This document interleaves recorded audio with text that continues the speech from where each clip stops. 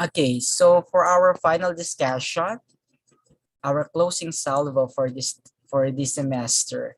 So I will be discussing to you the theater production from script to stage. So I'll be providing you idea on how you will be um how you will be materializing the script into a stage production. So based on what I had experienced, since I have been producing theater for years already since 2017, but it's only just a school-based production, and I have been, as I mentioned, I have been coaching theater since 2017. Okay.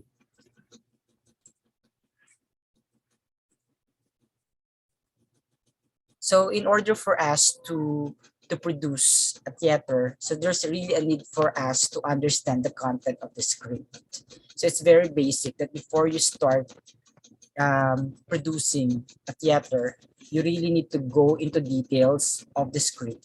So ginagawa ko dyan is that I let my actors to read. Kasi the duty of interpreting the script is not the sole duty of the director nor the scriptwriter. It is also the responsibility of the actor to understand the whole content of the script.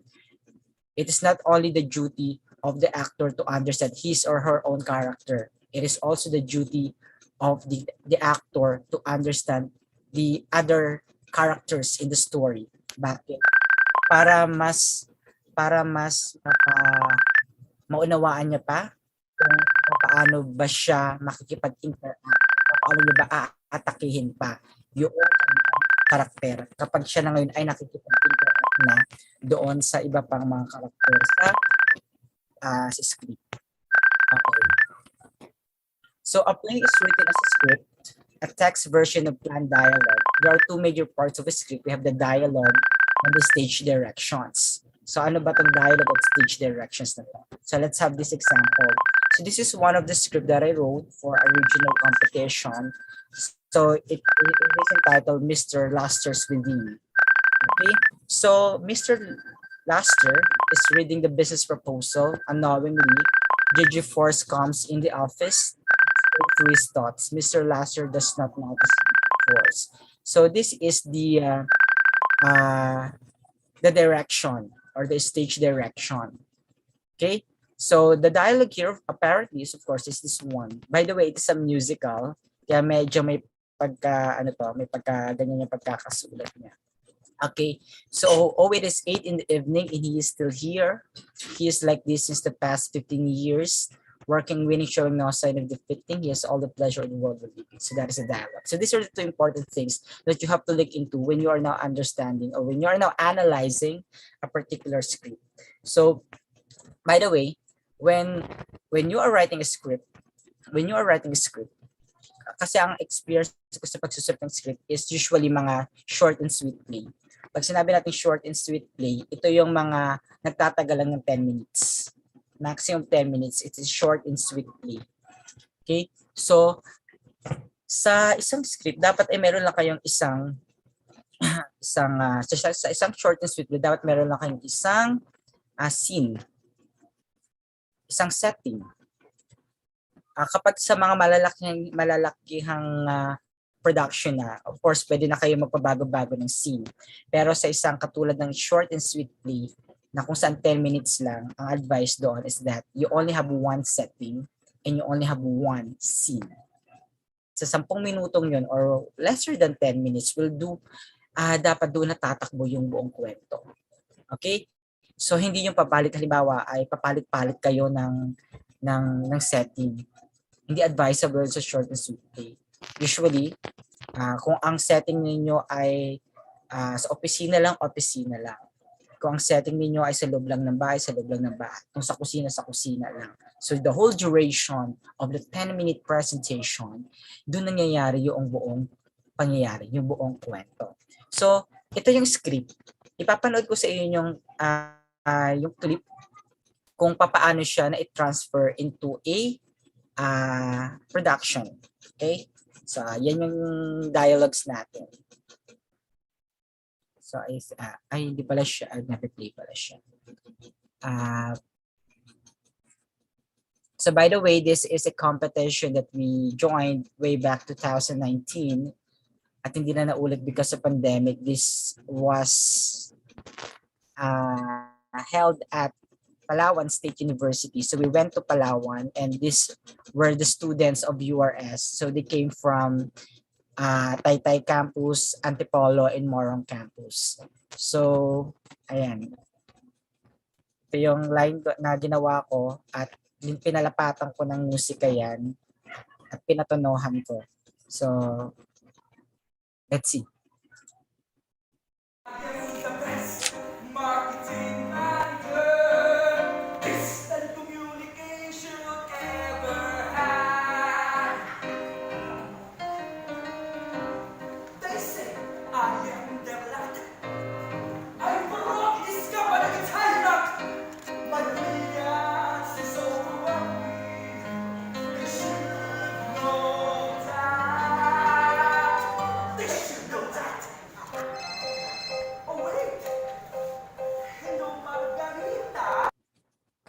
Okay, so this is only just a short clip of the presentation. Okay. Oops. Okay, so most plays, kapag yung nabanggit ko kanina is only just for the short and sweet play eh. Pero kapag mga malalakihang mga eksena na yan, most plays are organized into acts. The largest sections of text and scenes or section of text within an act. So Act 1, Act 2, Act 3. So ano yung mga Act 1, Act 2, Act 3 na yan? Yun na yung pabago-bago na kayo ng mga setting. Okay, halimbawa sa Act 1, ang setting nyo dito sa bahay ay sa kusina. Act 2 nyo, biglang pupunta dun sa kabilang eksena. Okay? So acts follow the normal cycle of a plot. So when we talk of a normal cycle of a plot, so ito yung nagiging sakit minsan kapag short and sweet play eh. Nawawala yung three-part structure. Ano ba yung three-part structure? So basically, ito yung una, gitna at huli. Three-part structure ang tawag natin doon. So it pertains to the preliminary wherein the first part is the introduction of the problem. Ano ba yung problema? Sa unang bahagi pa lang, ipapakita mo na kung ano yung problema. And then yung sa pangalawa, ay ipapakita mo na ngayon yung kung tawagin natin ay climax. And then yung pangatlo, paano ba na-solve yung problema? Okay? So yung tinatawag natin three-part structure. So may una, may gitna, at huli. So ito yung challenge kapag mag-short and sweet play kayo. Meron kasi may pagkakataon na talaga nawawala yung three-part structure. So nagiging linear lang yung presentation. Naging aesthetic-wise siya kahit paano. Pero when it comes to the presentation of three-part structure, napaka-importante nun. Because as an audience, we're looking at ano ba yung pinanggagalingan na problema noong mga character doon sa kwento. Paano nyo ba kinaharap yung problema? Paano nyo ba nasolusyonan yung problema? So as an audience, yung lagi hinahanap natin. Bakit ba ito yung problema niya? Okay? So halimbawa doon sa kwento ng Mr. Laster's Within. Ang kwento kasi niyan ay sa isang empleyado na nagtatrabaho ng 10 taon sa kanyang opisina. Pero dumating siya sa point na maraming mga temptations sa kanya. Lumabas lahat yung 7 deadly sins. Yun yung Mr. Laster's Within. Kaya siya Lasters from the word lust. And secondly, idol ko kasi si Nadine Lustre. Lustre. Yan, Lustre. Pero ang basa ko na is Luster. Okay? Mr. Laster's Within. Within. Sino yung mga nasa likod niya kanina? Yun yung kanyang mga alter egos. So since ko konti lang naman yung characters na involved dapat sa amin kasi sa competition dapat ay 6 lang, 5 actor tsaka isang call this sa technical yung nagtitipa ng musika. Okay? So yung 5 lang dapat. So pinagsama-sama ko yung mga 7 deadly sins na yan sa isang character. So doon lumabas yung mga ugali niya. Iba't ibang ugali niya na may kinalaman sa pagiging greedy niya sa kanyang posisyon, greedy niya sa kanyang pagiging maharot niya, lustful. So all the 7 deadly sins na nakaapekto sa kanya kung bakit ba nabago ang kanyang pananaw bilang isang empleyado. Okay? So for 15 years. Until such time, merong isang dumating na isang character, si Good Within You. Siya naman ngayon yung taga-timbang. Saka siya yung nagpa-realize sa kanya. So, yung mga apat na characters na yun, those are the alter egos of Mr. Laster na bumubulong-bulong sa kanya. 'Di ba? Merong mga ganyang may mga ganyang eksena tayo nakikita. May mga bumubulong. Sino yung bumubulong sa iyo? So yung apat na taong yun yung mga bumubulong sa kanya. Na ito ang gawin mo. Yung tatlo, binubuyo siya sa kasamaan. Yung isa naman, binubuyo siya sa kabutihan. Of course, yun yung struggle ng character. Yung struggle niya is that paano ko ma-overcome yung kamaliang nagawa ko as an employee, as a person in general. Okay? So paano niyo na-overcome yun?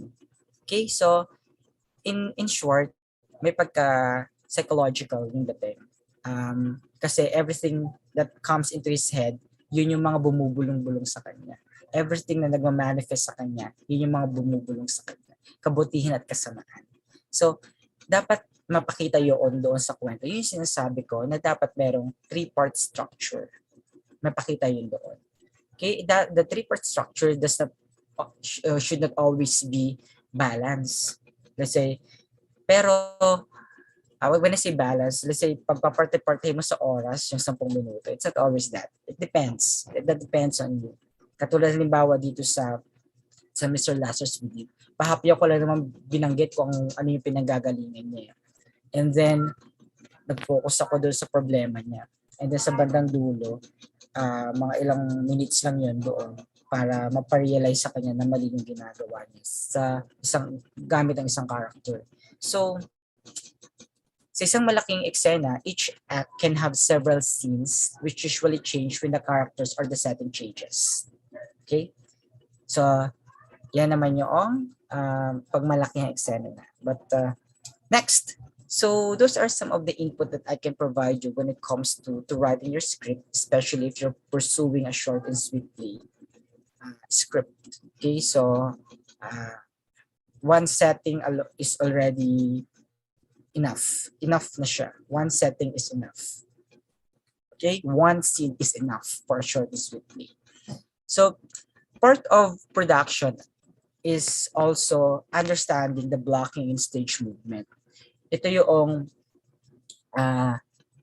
dapat mas maunawaan din ninyo kung saan ba kayo haharap, kung saan ba kayo tatalikod. Kasi not almost at the time, dapat ay lagi kayong nakatalikod. Dapat mas mahalaga na nakikita ng audience yung mga expression ng inyong mga mukha.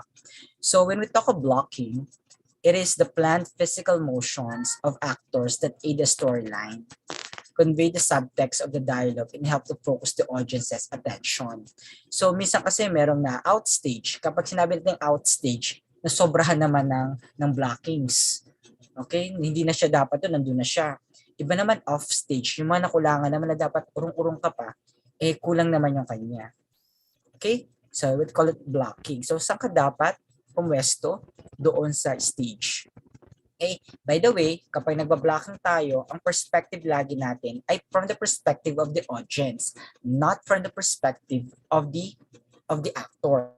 So kaya kapag nagde-direct, from the perspective of the audience ang tinitingnan natin. Kasi sila yung manunood eh. So ito yung stage direction. Okay, so saan ba yung ano rito? Hindi lumalabas. Hindi ko makinahalap po yung pangsulat. Okay, yan. Okay. So, this is the proscenium arc.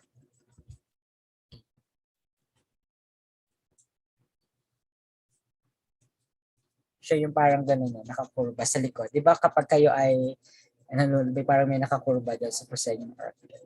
Okay. So, we call it in stage direction, sabi lagi natin, ay from the perspective of the audience. So, nandito yung audience mo. Okay? So, nandito yung audience mo. Yan sila. Okay? So, ngayon, as I describe it, mapapasin nyo parang opposite of your direction. So, yung left, Ito yung left, di ba? Ito yung left. Pero nakalagay dito sa akin yung left ay nandito. Kasi nga, from the perspective of the audience. Okay. Naka-mirror lang ako kaya medyo nakakalito. Well, anyway, that's from the perspective of the audience. Naka-mirror lang yung camera ko. So stage left, and then we have the stage right. We have the center stage, and then we have the down stage. Okay? So kapag sinabi ng director na downstage, ibig sabihin, you're moving forward to the direction of the audience. Let me erase this.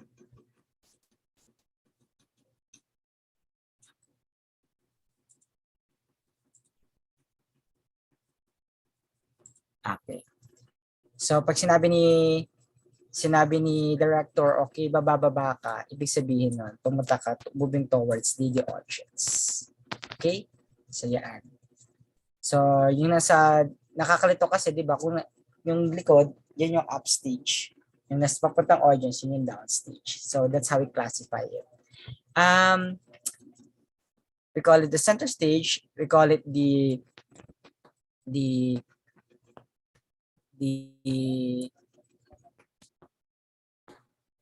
right stage and then the stage. So you just, ang hirap mag-discuss actually nito kasi naka-mirror tayo. Kaya medyo nakakalito dito sa ano. Well, anyway, you just have to be particular that let me just point out that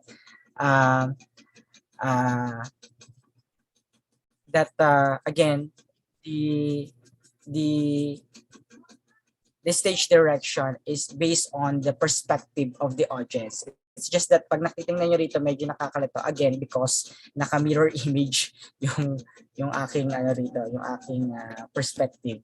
Okay? So anyway, so let's move on. And moving to or from different parts of a stage results is in more powerful or less powerful movements. So a movement that approaches the audience expresses power. Kaya nga 'di ba kung mapapansin niyo rito, merong mga numbers na nakalagay diyan.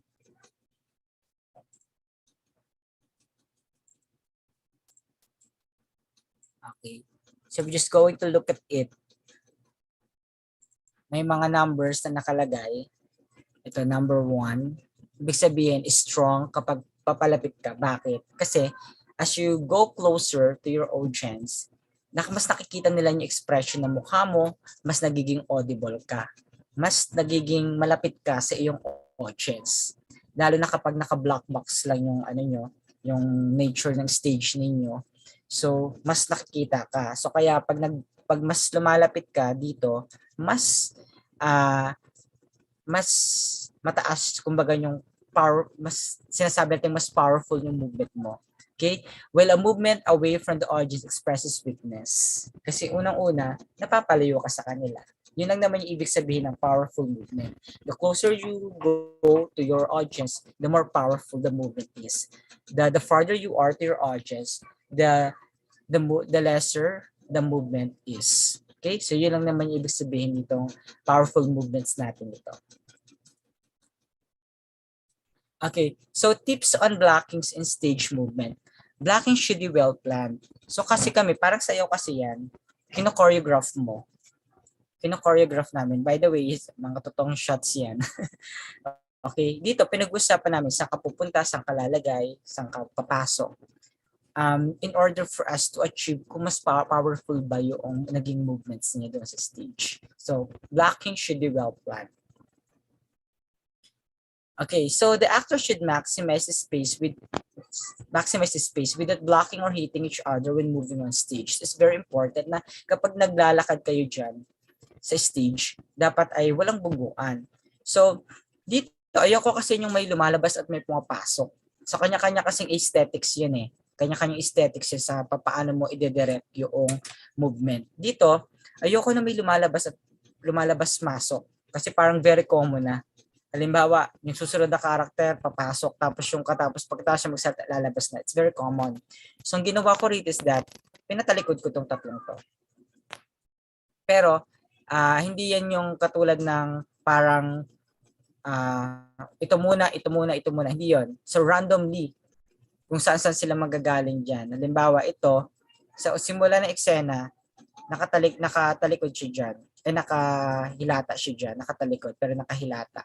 So, siya yung unang lumabas, itong character na to. Hindi ito. Kasi ang pangit kapag siya muna, tas susunod siya, sunod siya, sunod siya. Ang pangit. Diba? So, ang ginawa ko, para asynchronous ang dating. So, siya muna ang lumabas. Dito malikod lang siya. So, ang eksena rito is that, ang instruction ko sa kanya, kasi nga 'di ba bawal, dapat nagsasapawan. Para kang shadow. Yan ang eksena, para kang shadow. So ano ba ginagawa ng shadow? 'Di ba ang shadow, sumusunod lang siya doon sa tao. So pag pumunta siya diyan, dapat nandito siya. Hindi siya po pwedeng nasa likod lang lagi. Hindi ganoon ang shadow eh. Ang shadow lagi nandito. Sa gilid lang siya. So ito, hindi siya nag-a-adjust. Siya ang nag-a-adjust. So, pag pumunta siya dyan, alam niya na gagawin niya. So, we call it blocking. Okay? And stage blocking siya. Ganun namin siya kinorograph. So, hindi sila magbubungguan, hindi sila nagsasapawan.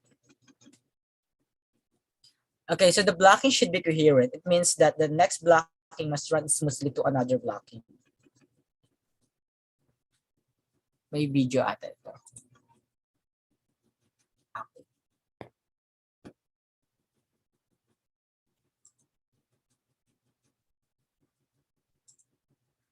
Okay, parang may video ata. Parang may video ata. Teka lang ah.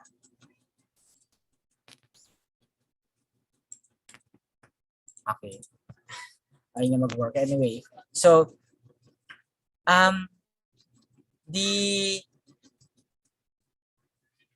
ito na yung nabanggit ko kanina. Why, hindi siya nag-play. Ayaw niya talaga. Ayaw niya mag-play. Bahala siya. Anyway, so, ganito yung eksena rito. Na-mention ko na kanina na bago lumabas, pagkatapos yung lumabas, ito yung susunod na lalabas. Maganda sana kung nakita natin yung ano. Sorry. Yan pala, nag-play.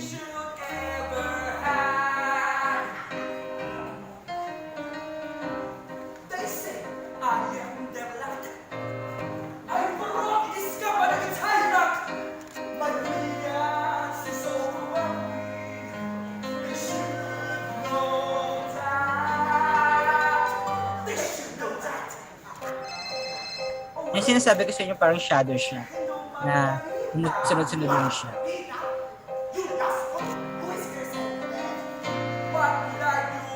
Papasin nyo, hindi siya iniiwasan nyo na siya matakloban. Okay?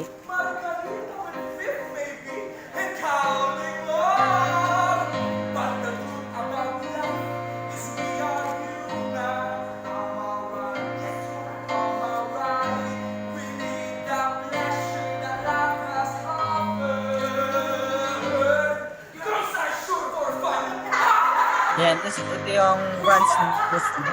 Siya naman yung susunod na lalabas.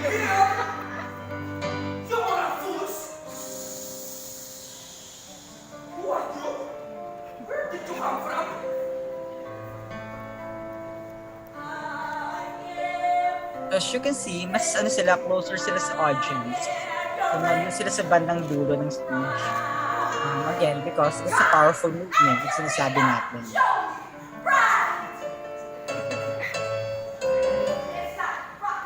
One of your employees.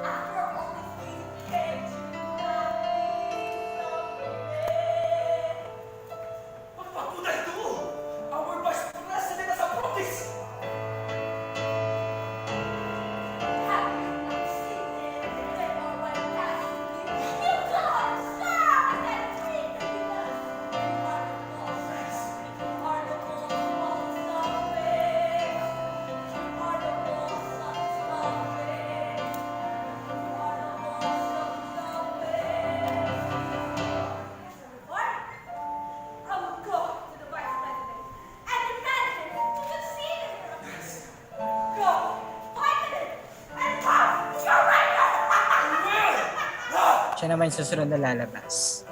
Neat. Okay, so it's only just some of the clips. Okay, next technique that I can share with you is think of a triangle when blocking. Okay, so whenever I do a blocking, I'm always thinking of a triangle. So yan sinasabi kong triangle. Okay, so this is another, actually, yung mga yan, nagtitipid kasi kami sa flight.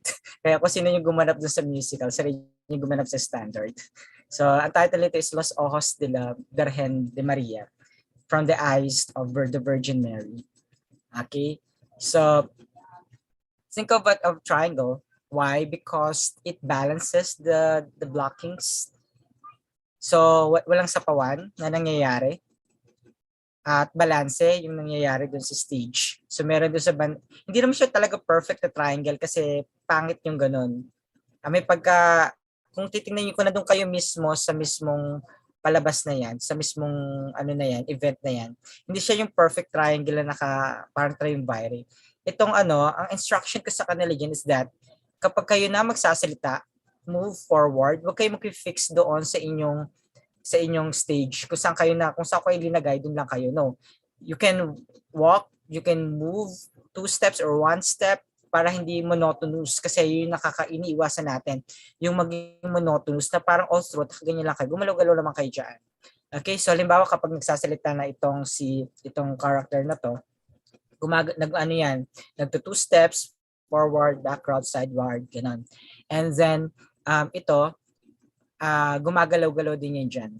Okay, so think of a triangle in blocking. So that's how I call it. Then consider balance. This is actually one of my favorite blockings na ginawa namin for this. And it's a very challenging one. Why? Because, lalo na on her part, because before she proceeds on this blockings, nanggaling yun sa likod.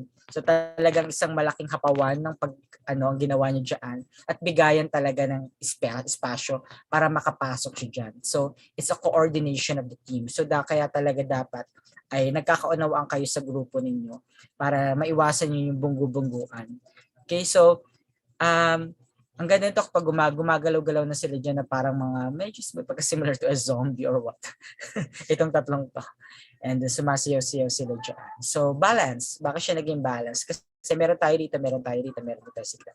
At ito, inupo natin para hindi nasasapawan yung bida. Okay? So every movement on stage must have a motivation. Let's say for some movements, the motivation is easy. Let's say a line such as "I'll get the door" should provide enough direction for the actor to know where to go and why.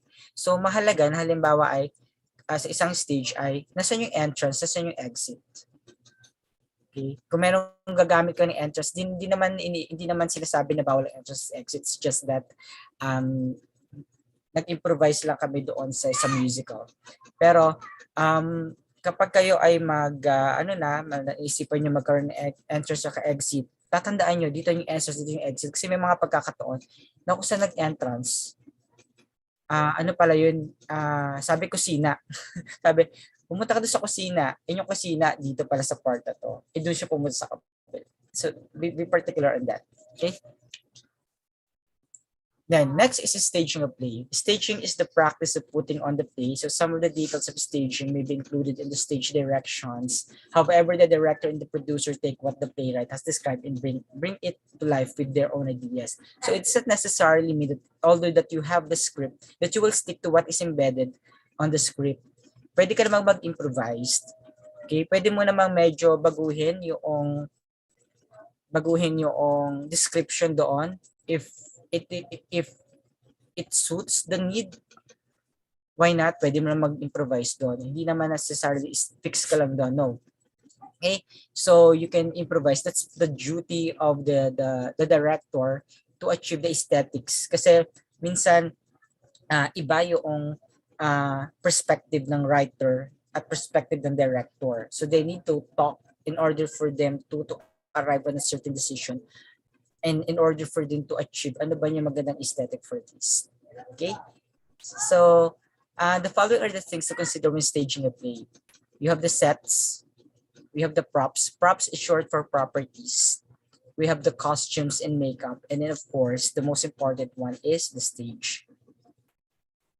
So when we talk of sets, these are the scenery, the backdrops, and furniture that create the setting. So yun siya yung nakalagay dun sa ano. Mapapasin nyo dun sa amin, wala kami masyadong ganyan. Kasi it's a competition. So para patas-patas, syempre kapag meron kaming mga backdrops, pabonggahan ng backdrops yan. So minsan kasi sa competition katulad nun ay mas napapansin yung backdrop. So para patas lahat, wala kaming backdrops doon. So kaya kapag nagsusulat ako ng script, very minimal lang yung mga ginagamit na mga na sets doon. Yung mga handy dandy lang at yung mga madaling ilagay doon, yun lang. Very limited lang kasi meron tayong criteria. Kung hindi man yung competition, then do so. Walang problema doon. Pwede kang magpakabongga ng backdrops mo or scenery.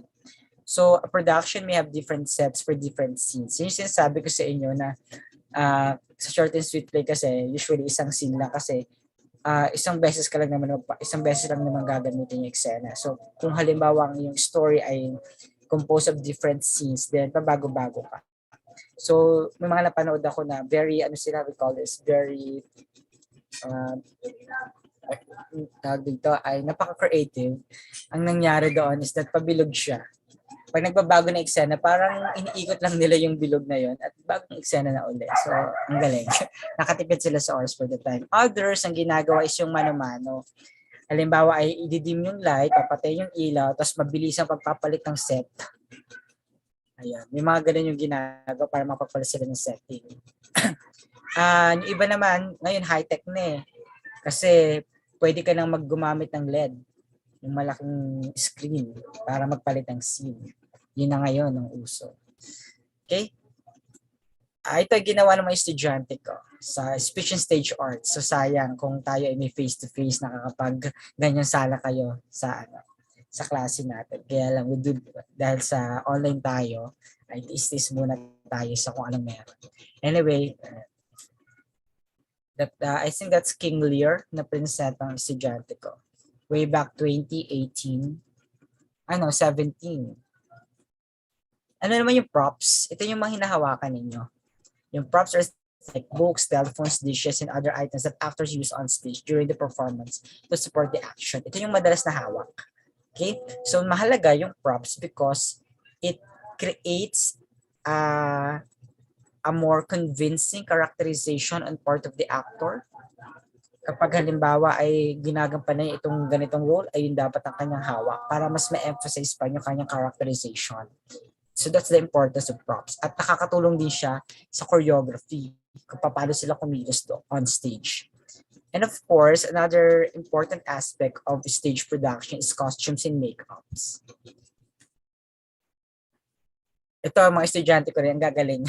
Mga estudyante ko na sila lang mga nag-makeup.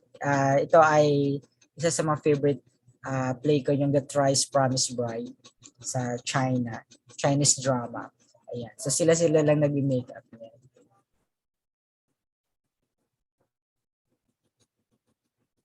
And of course, the stage, kung saan kayo nagpe-perform. So meron tayong mga iba't ibang stage na kung saan ay sila ay impluwensya ng mga sinaunang drama, katulad ng The Time of Greeks and Romans. So, halimbawa is the arena or theater in the round. It was based on the Greeks and Romans arena during the ancient period. And halimbawa, iyan. So, ito yung ancient form of stage during the time sa Greek. So, para siyang half circle. Bakit ganyan yung kanyang itsura? Kasi it resembles na mas nag-echo yung sound. During the time, wala pa namang microphone eh. They're just using their own vocal cords in order for them to be audible up to the last audience. So they have to shout. They really need to exaggerate the projection of their voice in order for them to be more audible up to the last person sitting on their seats or on the arena. So ganyan yan. So kaya ganyan yan. Para nag-echo. So nagba-bounce back yung boses nila at mas nagiging buo yung boses nila. Kaya ganyan kahenyo ang mga Griego during that time. So ngayon, ganito yung itsura. Usually ganyan yung itsura ng isang arena. Okay?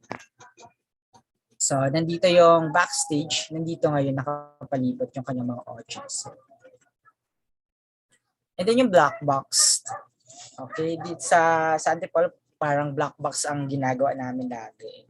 Ano yung black box? A simple and paid performance space. A black box there is often just a room that has black walls. But not necessarily always a black wall. Hindi naman necessarily. Instead of a raised stage. Kasi dito, ayan yung black box. So parang nasa isang room ka lang at doon yung setting. Ang kagandahan sa black box, mas malapit ka sa audience mo, mas intimate yung connection mo doon sa iyong audience. Mas nararamdaman nila. Parang it seems like they're part of the scene. That makes it more reliable to really reach the audience. Kasi nga 'di ba sabi natin, the closer you are to audience, the more powerful the movement is, the more meaningful it is on part of the audience, since it makes them feel that they're part of the whole duration of the presentation. So that's the advantage of a black box. Okay? And I watched once sa YouTube ko lang napanood. Sa room ang eksena. Ang room ang pinakang setting ng kwento. Doon nangyari lahat. So ngayon, parang ang ginawa ng production team nila, nag-rent sila ng isang room.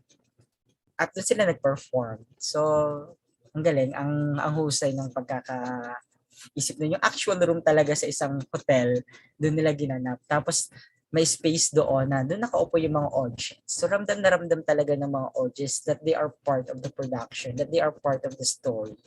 So, it makes them more makes them to have more intimate relationship with the production. And then proscenium is actually medyo may pagka-social. Okay, so pauso to during the Renaissance period, yung proscenium. Kung yung arena is pauso yan during the Greek time, wherein sa open area talaga sila nagpe-perform. And I think black box has somehow an influence during the Renaissance period, wherein si Shakespeare kasi pa nagpe-perform yan. Actual, dun lang sa simpleng ground, si Shakespeare nagpe-perform at yung mga audience siya nakapalibot lang. Okay. So, ang proscenium naman is somehow an influence during the Renaissance period din, kung saan mga aristokrata usually ang mga nanonood. So, it is a space in which the audience sits in front of the stage. It is the metaphorical vertical plane of space in a theater, usually surrounded on the top and sides by a physical proscenium or arm. Eh, parang ganito siya. Oops. Ayan. Pero mas bongga naman yan. Bongga na yung datingan niya. Pero yung proscenium na, yung simple proscenium lang, yung parang meron lang siyang naka-arc na ganyan. Parang this is the stage, naka-elevate siya. Unlike the first two kinds of stage wherein nasa ground, ang proscenium, naka-elevate yung stage.